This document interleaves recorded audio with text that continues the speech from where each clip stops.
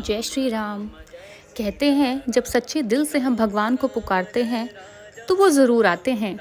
कैसे श्री राम ने अपने भक्त के कहने पर खाना पकाया, आइए जानते हैं। बहुत साल पहले की बात है। एक आलसी लेकिन भोला भाला युवक था। वो दिन भर कोई काम ना करता, बस खाता और सोता रहता। उसके घर वाले उसकी इस आदत से बहुत परेशान हो चुके थे और एक दिन उन्होंने उसे घर से जाने को कह दिया। बस फिर क्या था, निकल पड़ा घर से और भटकते भटकते एक आश्रम के पास जा पहुंचा। उसने देखा कि आश्रम में गुरुजी हैं और कुछ शिष्य हैं और उनके शिष्य कुछ काम नहीं करते, बस मंदिर में दिन रात पूजा करते हैं। उसे ये बात बहुत अच्छी लगी कि यहीं पर रहना चाहिए, कि कोई काम धाम नहीं करना यहाँ तो। फिर क्या था, गुरुजी के पास जा पहुंचा और पूछने लगा कि गुरुजी, क्या मैं यहाँ रह सकता हूँ? गुरुजी ने कहा, हाँ क्यों नहीं। युवक कहने लगा, लेकिन मैं कोई काम नहीं करूँगा।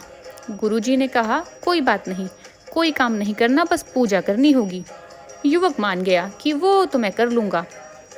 फिर क्या था, अब तो ना कोई काम ना कोई धाम, बस सारा दिन खाते रहो, प्रभु के गुण गाते रहो।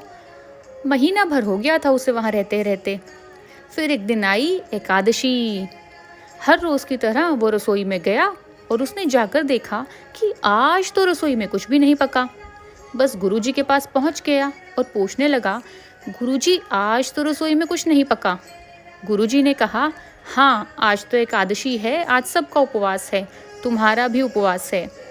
उसने कहा, गुरुजी उपवास और मैं नहीं नहीं, अगर मैंने उपवास किया तो मैं तो कल का दिन भी नहीं देख पाऊंगा। गुरुजी हंसने लगे और कहने लगे, चलो ठीक है, तुम मत करो उपवास, लेकिन तुम्हारे लिए यहाँ आज खाना नहीं पकेगा, ना ही कोई और पकाएगा। तुम्हें खुद ही अपना खाना बनाना होगा, वो भी नदी के उस पार जाकर।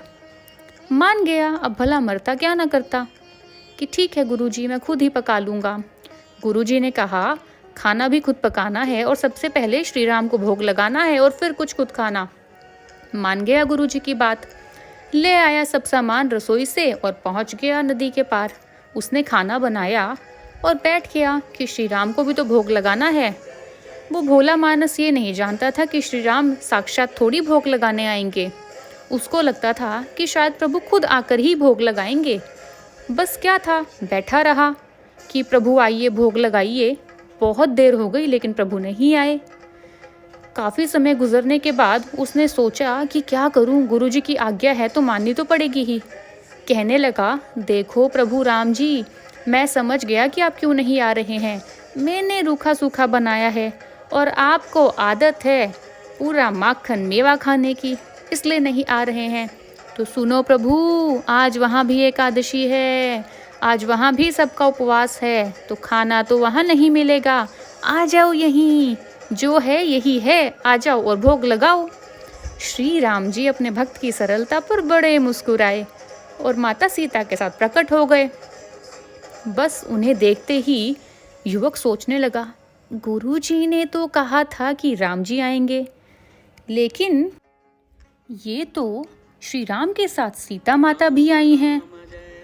बस फिर क्या, प्रभु तो मुस्कुराने लगे। क्या करता, उसने सोचा, भोजन तो मैंने 2 लोगों के लिए पकाया है, चलो कोई बात नहीं, आज इन्हें ही खिला देते हैं। प्रभु ने भोग लगाया तो फिर प्रभु को कहने लगा, प्रभु देखिए, आज मैं भूखा तो रहा लेकिन आप दोनों को देखकर बहुत अच्छा लग रहा है, लेकिन प्रभु अगली एकादशी पर ऐसा मत करना, पहले ही बता देना कितने लोग आ रहे हो, और हाँ थोड़ा जल्दी आना। राम जी उसकी बात पर बड़ा मुस्कुराए और बहुत खुश हुए और प्रसाद ग्रहण कर कर चले गए। अब आई अगली एकादशी। अब तक वो सब कुछ भूल चुका था। उसे लगा कि भगवान ऐसे ही आते होंगे और प्रसाद खाते होंगे। बस फिर क्या था, गुरुजी के पास जा पहुंचा और कहने लगा कि गुरुजी थोड़ा अनाज ज़्यादा देना, वहाँ 2 लोग आते हैं। गुरुजी मुस्कुराने लगे कि अरे भूख के मारे बावला हो गया है, और कहने लगे, ठीक है ले जा अनाज ज़्यादा। बस फिर क्या था, इस बार अनाज ज़्यादा लेकर आया और 3 लोगों का खाना पकाकर प्रभु को बुलाने लगा कि प्रभु राम आइए, मेरे भोजन को भोग लगाइए। प्रभु की महिमा भी निराली है। उनके मन में सूझा कि चलो कुछ मजाक करते हैं। फिर क्या था, वो अपने साथ आज भाई भरत, लक्ष्मण और शत्रुघ्न को भी ले आए। जैसे ही युवक ने देखा कि अरे ये तो आज राम जी सब भाइयों को भी ले आए साथ, उसने सोचा कि चलो कोई बात नहीं, इन्हें खाना खिला देता हूँ और आज भूखे ही रहना पड़ेगा, चलो कोई बात नहीं। उसने सबको खाना परोसा और बैठकर देखने लगा। अनजाने में उसकी भी एकादशी हो गई और वो वापस आ गया अपने आश्रम में। अब आई अगली एकादशी। वहाँ जाने से पहले गुरुजी को कहने लगा, देखिए गुरुजी, आपके प्रभु राम जी अकेले तो आते नहीं। जब मैं एक का खाना बनाता हूँ 2 आते हैं, 2 का बनाता हूँ 4 आते हैं। अरे अनाज तो बचता ही नहीं मेरे लिए, तो इस बार कुछ ज़्यादा दो। गुरुजी को इस बार कुछ शक हुआ कि ये आखिर इतने अनाज का क्या करता है, कहीं बेच तो नहीं देता। उन्होंने सोचा आज तो छिपकर इसे देखता ही हूँ कि आखिर ये करता क्या है। और इस बार युवक ने सोचा कि अरे मैं भी इस बार खाना पहले नहीं बनाऊंगा, पहले भगवान को बुलाऊंगा कि पता तो चले कितने लोग हैं, फिर ही खाने का सोचेंगे कुछ। बस क्या था, पहुंच गया नदी पार और भगवान को बुलाने लगा कि प्रभु आइए। प्रभु पहुंच गए और इस बार तो पूरा राम दरबार साथ था। फिर क्या था, प्रभु ने पूछा कि भोग कहाँ है। युवक कहने लगा, भोग वो तो मैंने नहीं बनाया। प्रभु ने कहा, लेकिन क्यों? बोला, कौन सा मुझे खाने को मिलता है, अब आप आ ही गए हैं, बनाइए और खाइए। राम जी बहुत मुस्कुराए, सीता माता भी बहुत प्रसन्न हुई उसके मासूम जवाब सुनकर और उसकी सरलता देखकर। लक्ष्मण जी बोले कि प्रभु अब क्या करें? प्रभु ने कहा, भक्त की इच्छा तो सर्वोपरि है, पूरी तो करनी पड़ेगी, चलो लग जाओ काम से। और सब लग गए रसोई में। माता सीता आटा गूंदने लगी और लक्ष्मण जी लकड़ियां लाने लगे, प्रभु रसोई बनाने लगे। बस फिर क्या था, वहाँ सब ऋषि मुनि इकट्ठे हो गए कि आज तो प्रसाद ग्रहण करेंगे प्रभु के हाथों का। और इधर जब गुरुजी आए तो उन्होंने देखा कि युवक तो पेड़ के नीचे बैठा है और कुछ नहीं कर रहा, बस आराम कर रहा है। वो शिष्य से पूछने लगे कि तुम तो यहाँ आराम से बैठे हो, खाना क्यों नहीं पका रहे? भोजन का सामान भी अलग से रखा है। शिष्य ने कहा, अरे गुरुजी, अच्छा हुआ आप आ गए।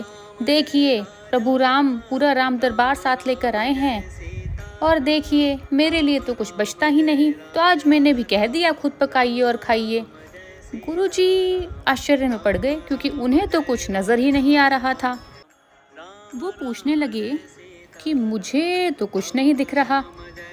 फिर क्या था, युवक ने तो माथा पकड़ लिया कि हे राम जी, एक तो इतनी मेहनत करवाते हैं, भूखा रखते हैं, अब ऊपर से आप गुरुजी को दिखाई भी नहीं दे रहे, ये तो बड़ी मुसीबत है।